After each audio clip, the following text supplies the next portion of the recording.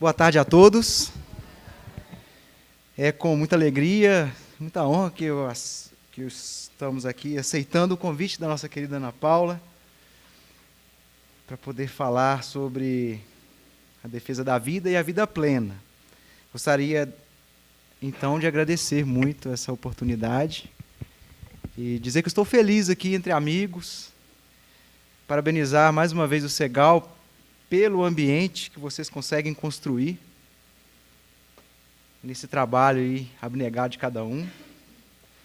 E realmente a gente se sente muito bem aqui, muito em casa. Apesar de estar atrás do púlpito, que eu sou um pouco tímido, então eu não consigo ficar ali na frente, não. E se eu não ler também, aí não sai nada, aí trava tudo, né? Bom, então nós vamos falar um pouco sobre vida plena. Vamos falar um pouco sobre vida plena. E vamos tentar abordar esse tema, vida plena, dentro da proposta do seminário de defesa da vida. Então, hoje nós falamos aqui que a vida é um bem inalienável e é necessário que nós trabalhemos pela defesa do direito da vida para aqueles que ainda não nasceram. E também é necessário que nós lutemos pelo direito, pela vida, daqueles que ainda estão vivos. Agora nós vamos falar também da necessidade de lutarmos pelo direito de viver, nós que já estamos vivos e nós que ainda estamos vivos. Mas viver de que forma? A defesa deve ser a defesa de uma vida plena. Porque muitas vezes nós confundimos vida com rotina. Então, de vez em quando a gente pergunta, como é que está a vida? As pessoas perguntam, como é que está a vida? Aí você pensa, na minha vida está assim. Eu acordo 6h30, aí eu desligo o despertador, aí eu acordo 7h30, né? Escovo o dente, vou para o trabalho, doido para chegar a hora do almoço. Chega da hora do almoço, eu almoço, volto para o trabalho, doido para chegar em casa, mexer no WhatsApp até dormir. E durante a semana, eu fico doido para chegar sábado, deitar no sofá, assistir o futebol, assistir o Cruzeirão, o vôlei, eu estou sempre o vôlei do Cruzeiro, né? Ou ir para a pescaria, ou sair para a festa, ou ir para o Segal, é uma boa. Não, aí é o pessoal diferenciado, né? Mas muitas vezes a gente não pensa no Segal, de ir para o centro, né? E quando a gente associa vida com rotina, somente com rotina, nós podemos, às vezes, defender uma vida menor. Porque Emmanuel nos diz justamente isso. Que o homem vulgar, de muitos milênios para cá, vem comendo, vem bebendo, vem dormindo e agindo sem diferenças fundamentais na ordem coletiva. Então, essa vida é a vida do homem vulgar. E Emmanuel acrescenta que garantir o continuismo da espécie, viver somente para ter filhos, para procriar, viver somente para comer, para beber, revela, são características dos próprios seres irracionais. Pesado, né? Porque o cavalo também trabalha, só trabalha. O boi também só come. O gato só dorme. E o cachorro só se diverte. Então, para a gente defender a vida, é necessário que nós saibamos o que é vida. Porque se a gente tiver o conceito de vida como dos seres irracionais, a vida, às vezes, não vale a pena ser defendida.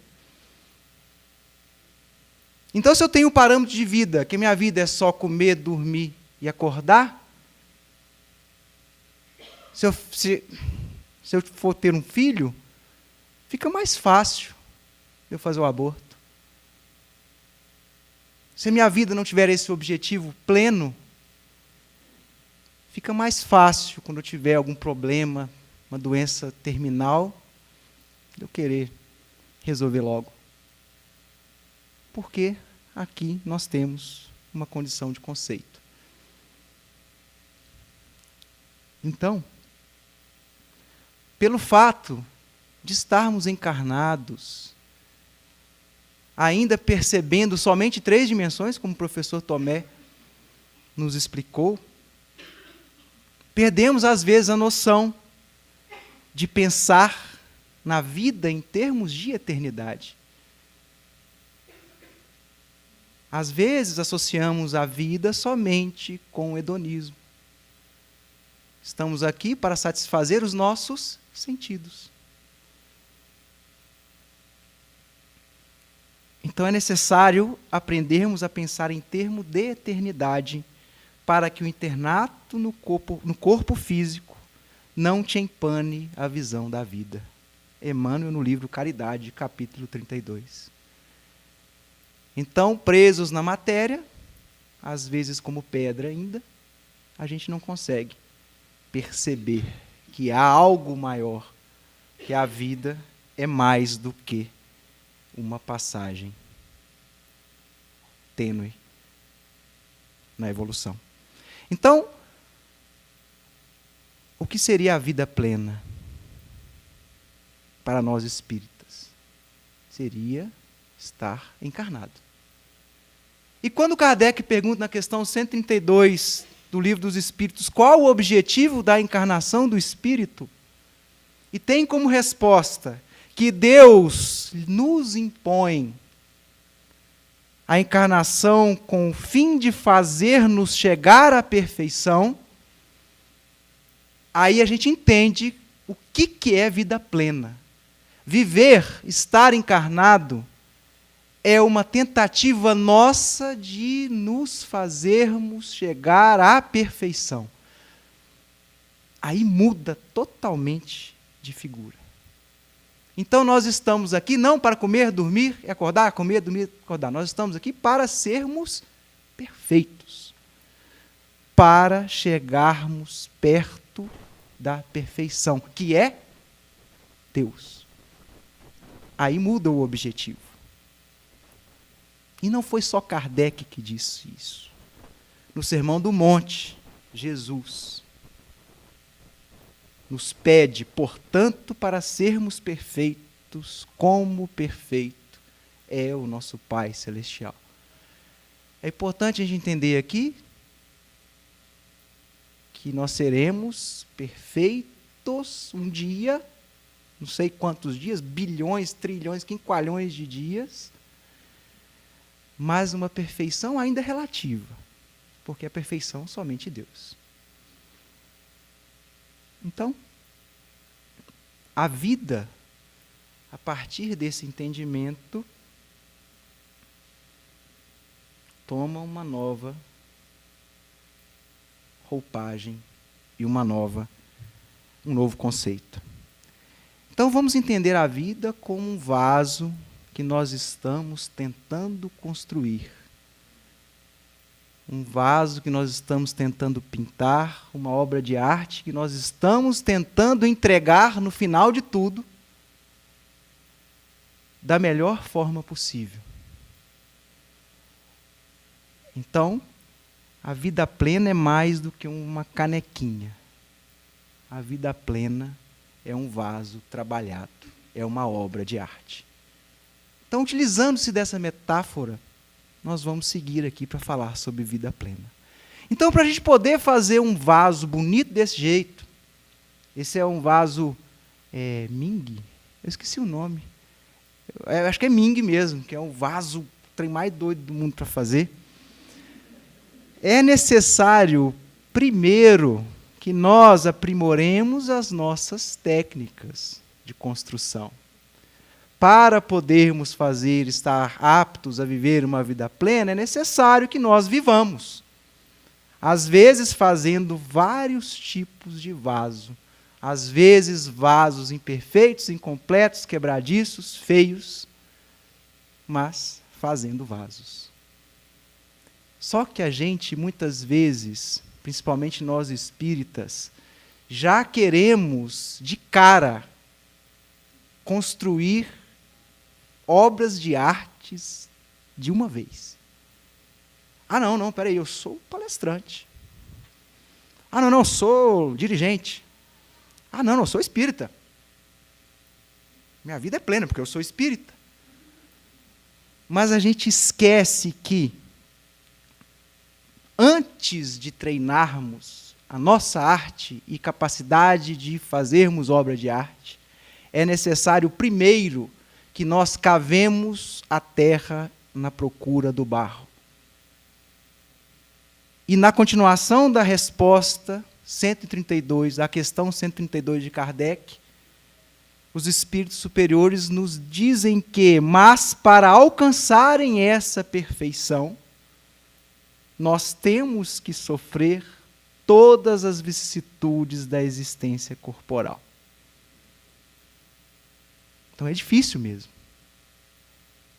E se a gente entende que nós temos a perfeição como um objetivo, é muito importante que nós tenhamos a noção de que a encarnação é uma escola. Só que a nossa encarnação é uma obra de arte que nos corrige. Então a gente às vezes faz um traço, fica feio, a própria obra de arte fala, não, põe para cá assim que fica melhor. Então, olha que privilégio que nós temos, de estarmos trabalhando uma obra de arte e a obra de arte está nos ensinando.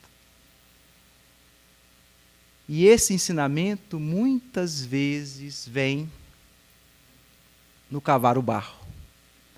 Muitas vezes vem nas aflições. E eu não estou falando aqui que é necessário sofrer, não é isso. Buscar o sofrimento, não é isso.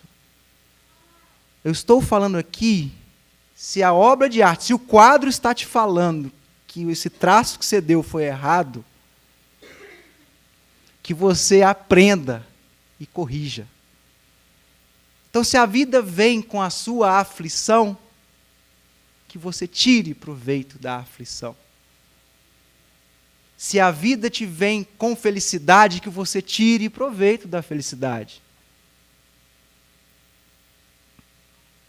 Emmanuel completa no capítulo Vida do livro Caridade, que para fazermos a nossa obra de arte, vivermos a nossa vida plena, é necessário receber a aflição e a dificuldade, aliviando as aflições e as dificuldades alheias.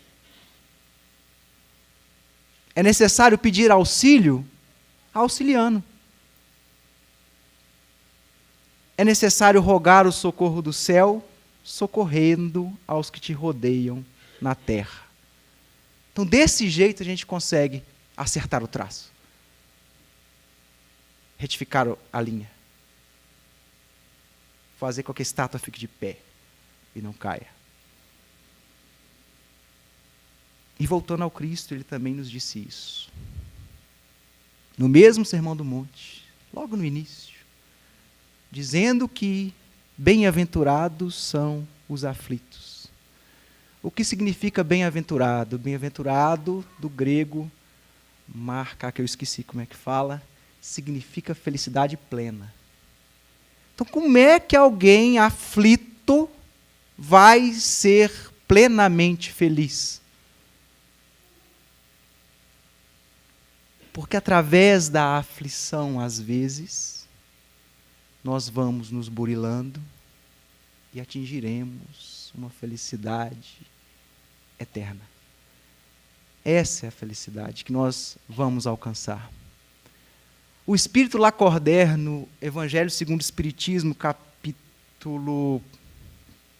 Um capítulo lá no meio. É o quinto, né, que fala das aflições, né? Ele fala o seguinte, olha que bonito. Bem-aventurados os aflitos, pode então traduzir-se assim. Bem-aventurados os que têm a ocasião de provar sua fé, sua firmeza, sua perseverança e sua submissão à vontade de Deus. Então, bem-aventurado é aquele que se inscreveu na escola para aprender a fazer um vaso.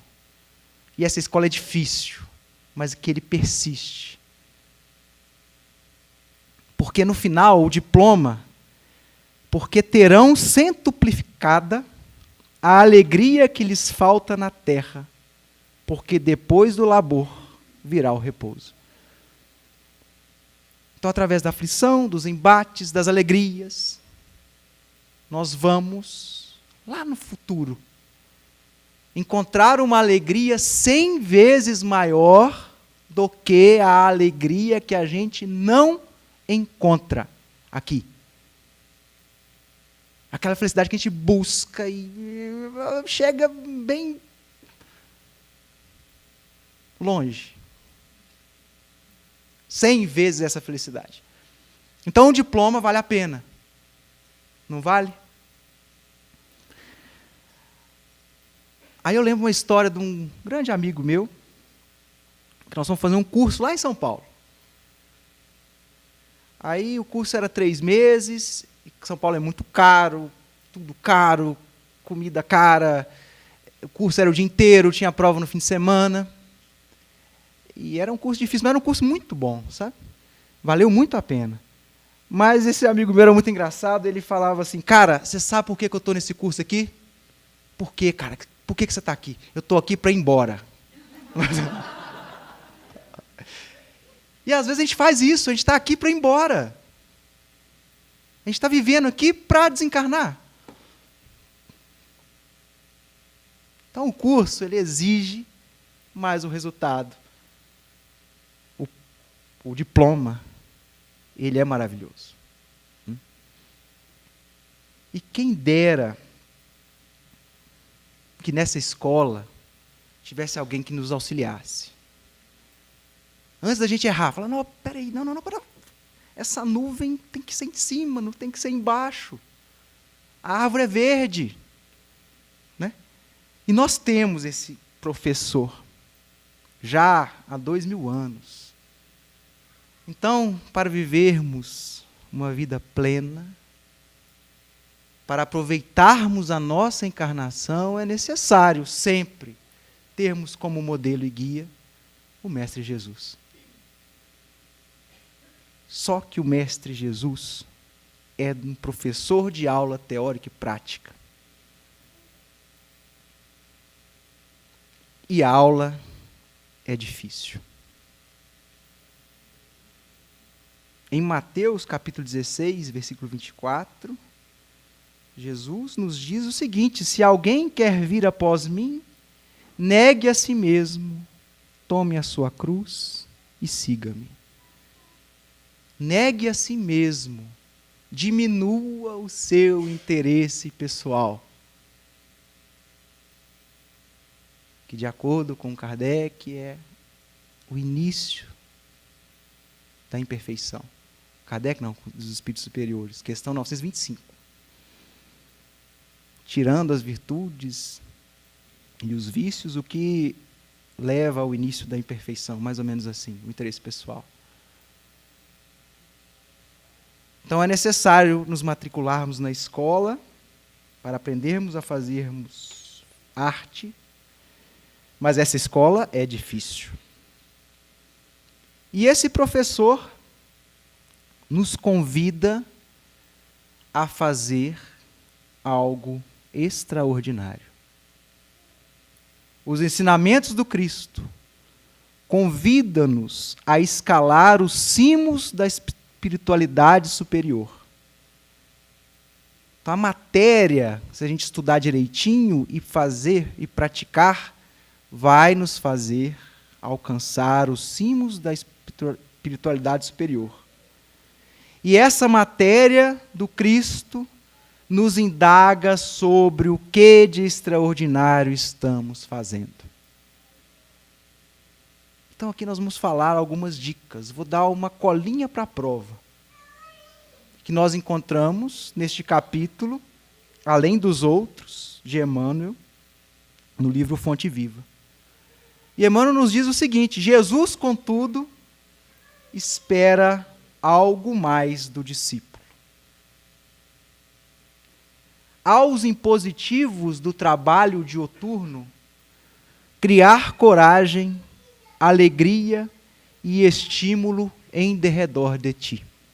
Então, para viver uma vida plena, mesmo nos impositivos do trabalho dioturno, é necessário que nós criemos coragem, alegria e estímulo no ambiente que nós estamos. E Jesus exemplificou isso. Logo no início do Evangelho, quando ele encontra Pedro, depois da noite toda tentando pescar e não conseguindo apanhar nada, ele pede para que Simão faze-te ao mar alto e lançai as vossas redes para pescar. Então, depois de um dia de trabalho, Jesus convida Pedro a ter coragem, alegria e ânimo e voltar, que ele vai conseguir. Então, dentro de uma aflição, de doença que seja, uma dificuldade no trabalho, num dia que deu tudo errado, é necessário que nós sejamos o ponto de luz que dará a coragem, a alegria e o estímulo para todos que nos rodeiam. Essa é a atitude. Emmanuel continua: improvisar o bem onde outras pessoas se mostraram infrutíferas. Às vezes não tem como a gente realizar o que a gente quer. Às vezes uma lei não permite que nós façamos o bem. Aos sábados não era permitido curar os enfermos. E Jesus respeitou essa lei. Ele preferiu fazer o bem. Então, se o mundo te impõe que é difícil viver uma vida plena, é necessário não desistir. É necessário prosseguir, é necessário aguentar toda crítica, todo desânimo, toda fraqueza, e se propor a dar o passo. E se a gente se propõe a dar o passo, e o objetivo desse passo é o bem do próximo, nós seremos ajudados. E se o intuito nosso é esse, nós estaremos exercendo naquele momento a parte que nos toca na obra da criação. Emmanuel continua: aproveitar com êxito o material que outrem desprezou por imprestável. É saber ver o belo em tudo. Será que a gente consegue? Se alguém te ofende, se alguém te rouba, se alguém te agride, se alguém te despreza, será que a gente consegue enxergar nesse alguém um irmão? Jesus, quando se encontrou com Públio Lentulus, no livro Há 2000 anos, ele enxergou mais do que o homem de estado superficial e orgulhoso. Ele enxergou no senador às súplicas de um coração desditoso e oprimido. Tem aquela história que se conta, que foi psicografia de Humberto de Campos, que tinha um cachorro morto, acho que Tiago, não sei, se afastou do cachorro. Não, Jesus, não, está um cheiro ruim ali, esse cachorro aqui está morto. E Jesus chega para Tiago e fala, nossa, que dentes lindos ele tem. Então é necessário a gente enxergar o belo no outro, para que o outro enxergue o belo na gente também. Isso é indulgência.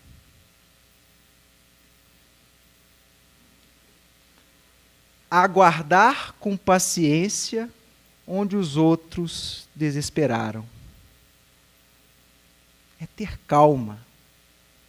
Nós somos seres eternos. O vaso, às vezes, vai ficar sem a alcinha. Às vezes, a gente não vai conseguir nem fazer o vaso. Calma. Nós somos seres eternos. Nós vamos ter oportunidade porque nós estamos numa escola cujo professor é misericordioso. E o diretor é pai.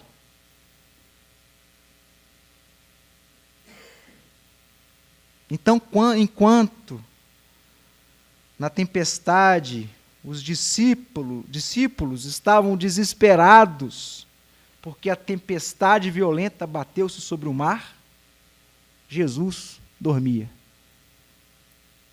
Então as tribulações, as dificuldades são passageiras. Temos que senti-las, sim. Temos que aprender com elas, sim. Mas temos que ter a convicção no futuro. Acho que a questão 922, como é que a gente pode ser feliz aqui? No final da resposta, tendo fé no futuro.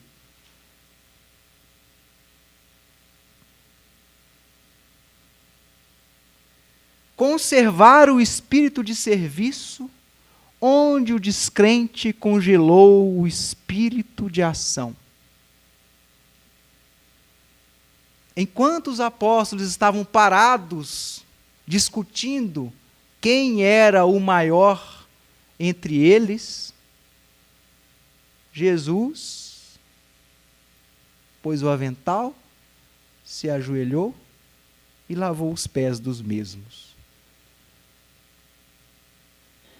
Então, se nós vivemos numa sociedade em que está tudo parado, uma sociedade em que as preocupações são, em sua maioria, materiais, é necessário que nós combatamos, sei lá, que nós desafiemos isso com serviço, com humildade e com trabalho. Mas também não é só tristeza, não. Para vivermos uma vida plena, é necessário partilhar a alegria de teus amigos, sem inveja e sem ciúme. Jesus falava de amor e vivia o amor, não somente nas sinagogas.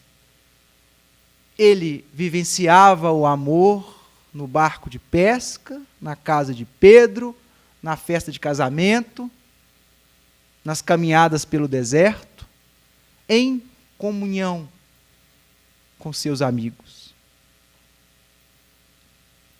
E a gente percebe isso na hora do almoço hoje, quando a gente for almoçar. A alegria de estar com os amigos. Isso é uma faceta da vida plena. Estar com seus amigos por querer estar, não por interesse, não por uma bebida, não por uma obrigação, mas porque você os ama. E juntando vários amores, sublimamos o sentimento. Estamos em egrégora. Buscar isso é necessário. E o mais importante, dar de ti mesmo no ministério da caridade. A gente fala muito de caridade. Muito. No livro Imitação de Cristo, do padre agostiniano Tomás de Kempis, livro de 1400 e alguma coisa, nós temos um negócio muito legal. Que a gente fala muito de caridade, então a gente fala muito de Jesus. E lá o padre fala o seguinte, ó, quem quiser compreender e saborear plenamente as palavras do Cristo, é-lhe preciso que procure conformar a dele toda a sua vida. Se a gente quer entender os ensinamentos do Cristo, é necessário vivermos estes ensinamentos. E o que é viver o ensinamento do Cristo? É dar de ti mesmo no ministério da caridade. Não é só falar de caridade, é praticar a caridade. E praticar com sentimento. Não é só entregar e ir embora. E o exemplo maior do Cristo, antes de ser crucificado, depois de ter sido humilhado, espancado, ter sido cuspido, ter sido traído, abandonado, qual foi a atitude? Primeiro, ele gostando de todo mundo, entendendo que nós não sabíamos o que estávamos fazendo, por ter benevolência para com todos, ele pediu para que Deus nos perdoasse. Então, primeiro ele foi benevolente com a gente. Segundo, ele foi indulgente, porque ele não se sentiu ofendido, tanto que ele pediu que Deus perdoasse, não ele, porque ele não estava ofendido. Em terceiro lugar, ele pediu o perdão. Então, até no último ensinamento, Jesus praticou a caridade. Benevolência para com todos, indulgência para com a imperfeição do próximo e perdão das ofensas. O sentido da palavra caridade, conforme Jesus. Então, o ensinamento final é o ensinamento de amor. E nesse dia, nós vamos conseguir pintar uma obra de arte. Mas será que agora, nessa encarnação, a gente consegue fazer essa obra de arte aí? Então, a gente vai tentar fazer uma Mona Lisa e nós vamos, muitas vezes, fazer esse desenho. Isso aí eu desenhei minha filha com 2 anos, quando ela mexeu com tinta da primeira vez. Mas será que um dia a gente vai conseguir entregar um vaso bonito? Será que um dia a gente vai conseguir viver uma vida plena? Será que um dia nós vamos conseguir fazer uma pietá? Será que algum dia nós vamos conseguir pintar igual o Monet? Vamos sim. Por que nós vamos sim? Porque nós temos gente que conseguiu.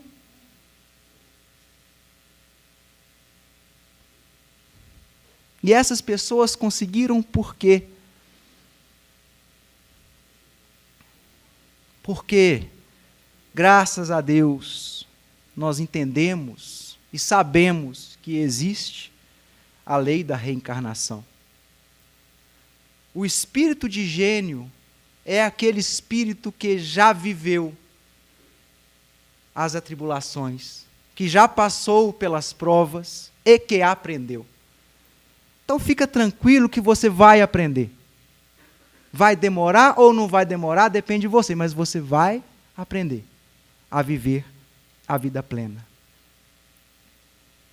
Então é importante aproveitarmos esse ensinamento da nossa encarnação.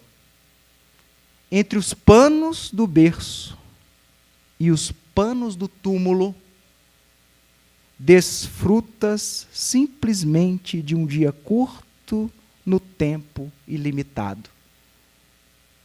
Dentro da vida imperecível, baseada na justiça perfeita e no amor sem fim. Calma, nós vamos conseguir. Basta que exerçamos o amor, que é a essência divina de todos nós. Do primeiro ao último, tendes no fundo do coração a centelha desse fogo sagrado. Então, o ensinamento final para vivermos a vida plena é brilhar a nossa luz. Deus nos deu esse presente. Deus nos deu esse dom. Basta que nós acendamos. Porque no dia que estarmos em verdadeiro amor, todas as profecias desaparecerão. Não precisaremos mais de doutrinas, de religiões, de fenômenos mediúnicos. Não precisaremos mais da ciência. Porque quando estivermos amando plenamente, estaremos gravitando à unidade, que é Deus, e saberemos de tudo. Então, para terminar, é necessário defender a vida, mas mais necessário defender e praticar a vida plena. Necessário não mais vivermos. Olha que bonito. Mas necessário fazermos o Cristo viver em nós. Isso é Paulo. Nesse dia, nós faremos a piedade. Falta 5 minutos. Só terminar aqui. Mas não se preocupe se você ainda continua fazendo um quadro assim. Porque visa outro fim à encarnação. De pôr o espírito em condições de suportar a parte que lhe toca na obra da criação. Então é necessário que nós façamos, tentamos pintar o quadro. E para o Pai misericordioso e bom, que é Deus, Ele deve ficar muito feliz, mesmo que seja um quadro mal pintado. Se minha mãe, que é vó da minha filha, tivesse uma Mona Lisa lá em casa, na casa dela, e tivesse o quadro da Amanda, ela tiraria o da Mona Lisa e colocaria o da minha filha no quarto. Porque Deus nos ama e muito. Muito obrigado, que Deus nos abençoe e parabéns pelo evento.